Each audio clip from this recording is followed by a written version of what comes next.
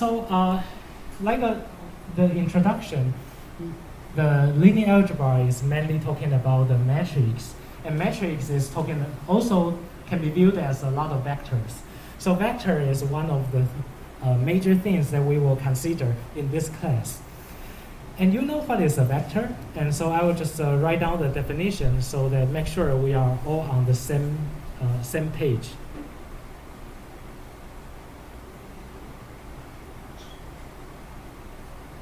Okay, so a vector this is a term that we are going to define. A vector over R of dimension n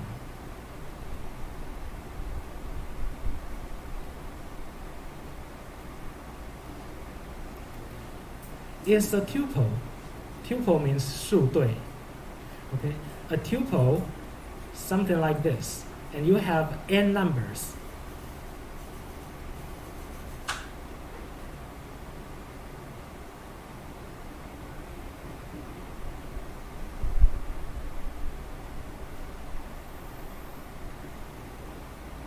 Okay, it should be simple enough.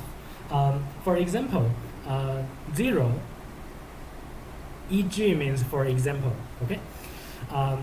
For example, a vector with 4 zeros is a vector over R of dimension 4. And this notation Rn is the set of all n-dimensional vectors.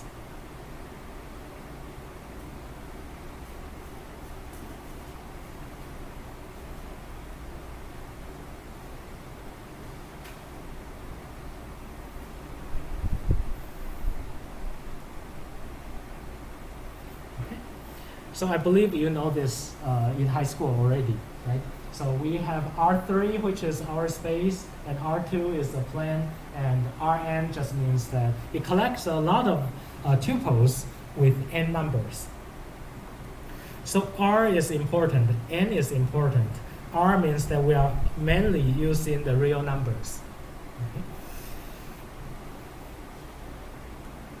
Okay, it should be easy enough, and what I'm going to say is also, I guess you know that already, the length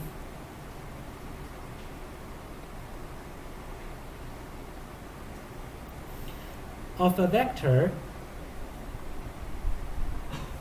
x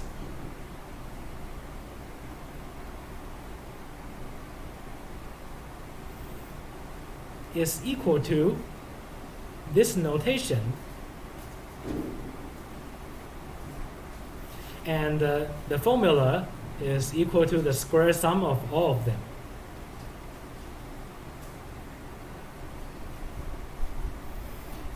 You know how to calculate the length of a two-dimensional vector, and you know how to calculate a three-dimensional vector, a squared plus b squared plus c squared, and taking the square root. Right? So the length of vector on n dimension is just equal to this formula, taking the square sum and taking the square root.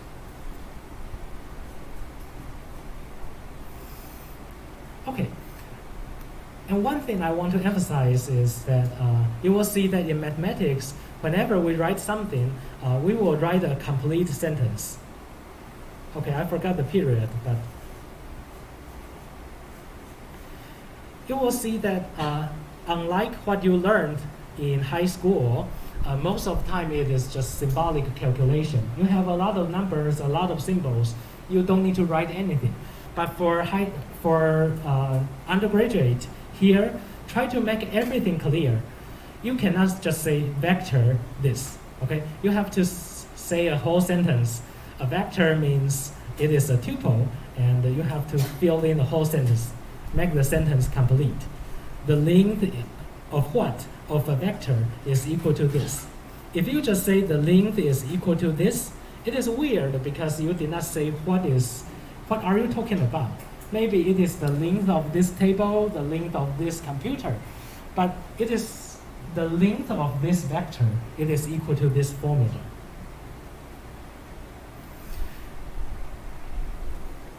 Then the inner product 内积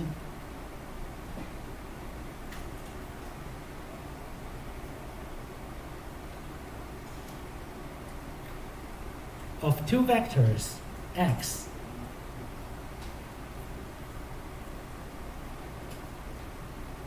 and y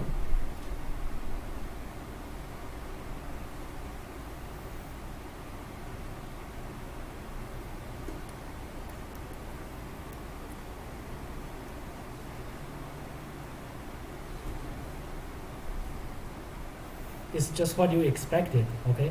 Is this formula x1, y1 plus dot dot dot to xn, yn.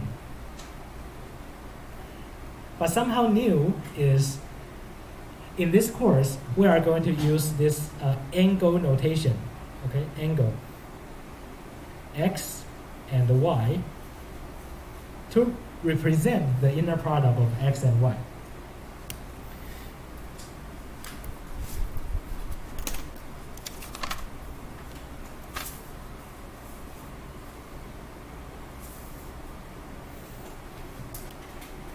Yes.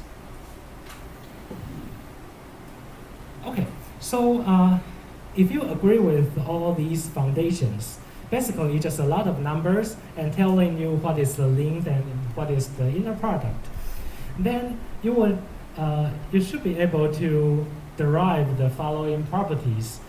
That is what I copied. Do you need some more time for this slide?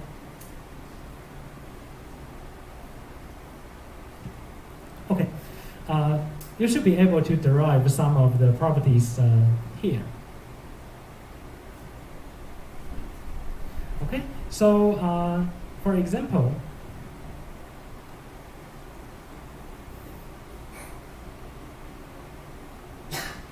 Column is a mathematical word that we are going to prove this. 宣称, okay? We are going to prove one of the following.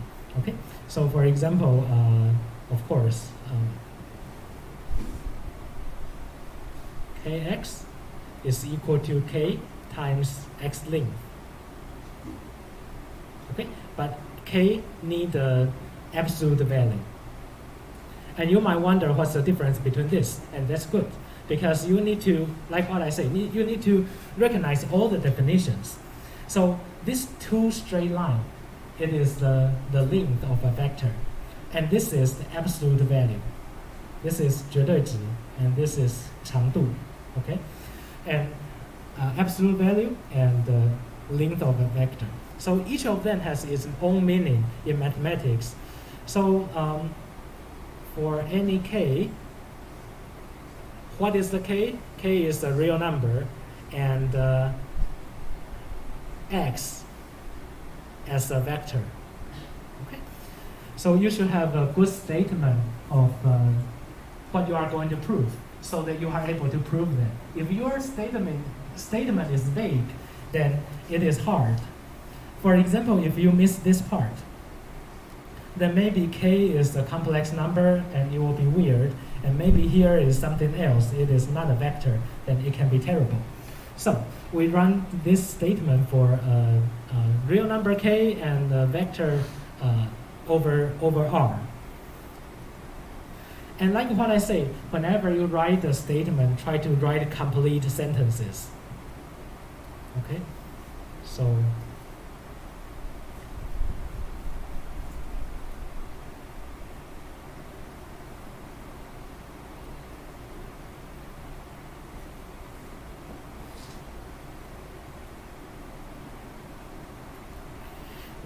whenever you write a proof, please write a complete sentence. Okay? Okay, let's see.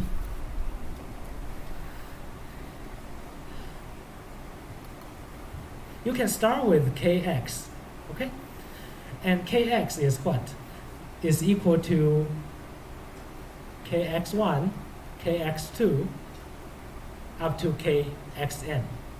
But this is provided that you know what is x. So you can say let x is equal to x1 to xn is a vector and k is a real number, so that you can start running this one. And as I mentioned, you have to write a complete sentence, right? So we can say, okay, by then this is equal to the whole thing. You should be able to speak out the sentence of your formula. Let x be a vector and k be a real number. Then kx is this formula. Okay? So let and then. So by direct computation,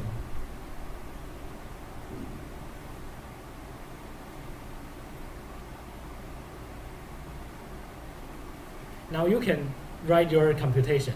Okay? Your computation says that kx, the length, is equal to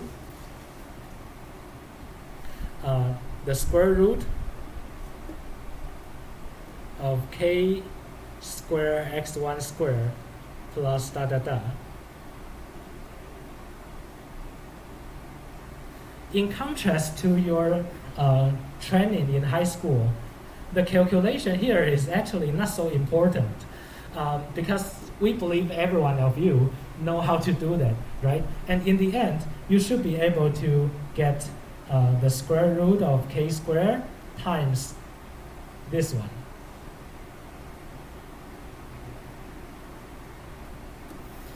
And so it is equal to the absolute value of k times the length of x. And whether you want to do QED is up to you, but then the point is, whenever you write something, please write something like this, and it is more complete.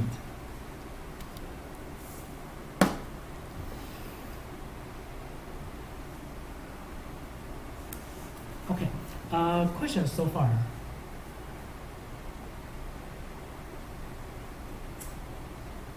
You will notice that at the very beginning, it's more like a training about your transition from high school to higher education. It's not much about mathematics. If you are looking for some deeper mathematics, be patient, it is coming soon, okay?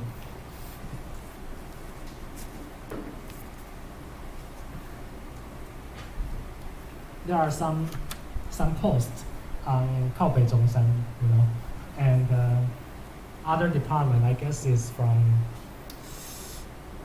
computer science, that kind of thing, saying that, oh, you guys in mathematics cannot play basketball well and also cannot always be failed in the class. And somebody behind just say that you should come and try a mathematics course and see if you will be failed or not.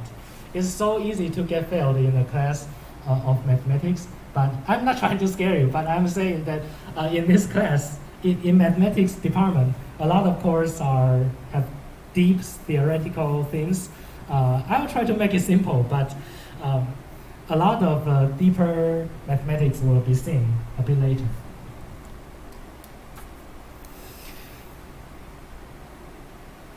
All right, here comes to the last point, okay?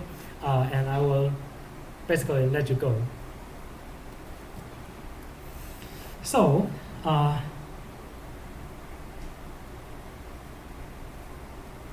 what is the angle? So for example, if you have a vector, think about this, okay? If you have a vector, 0, 1, 0, 1, it is a 4-dimensional vector. Unless you are Superman, then most of people cannot read this, cannot imagine this. And there is another vector.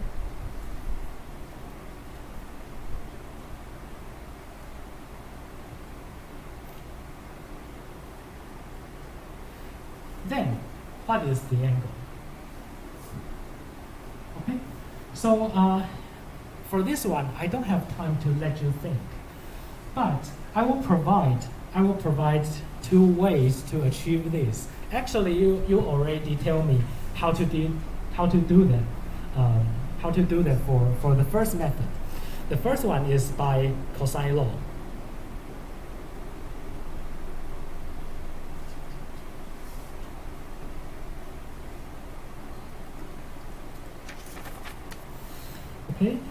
by law of cosines, as long as you know the length of A, B, and C, then you know theta.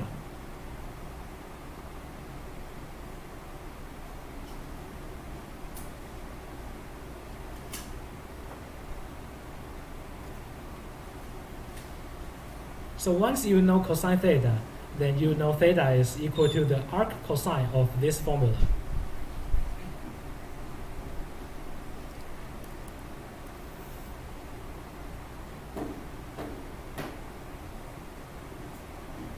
Okay, and it is not too hard to find the length of this side. If you call this vector as x, this is the length of x, right?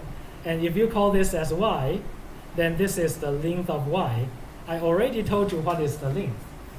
And the last part, the last side, is the length of x minus y. So once you know all the length, then you should be able to know what is the theta.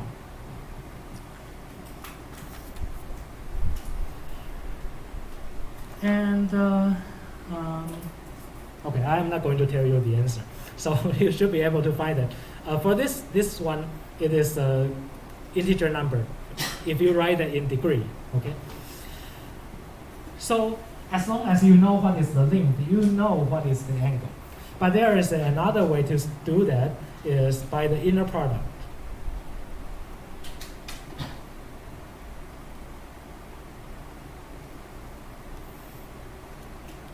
We know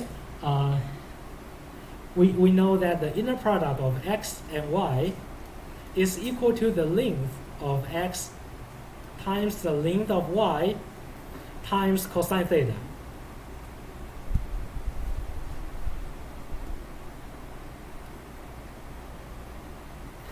But something you should keep in mind is, we know this is true for 2-dimensional, 3-dimensional, but is that true in general?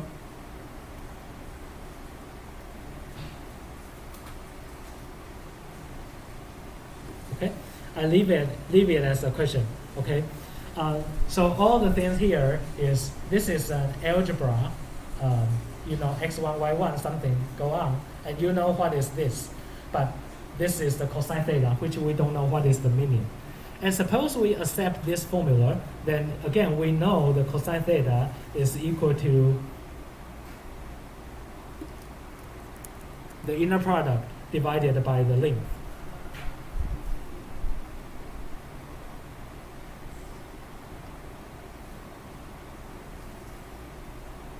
Okay, and again you are able to find out what is theta.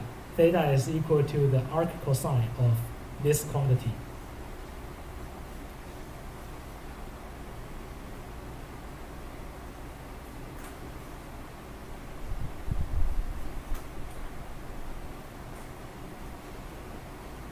Okay, the last question, I want to leave it to you. Well, one question is this, so try to do that. And the question is, are they the same?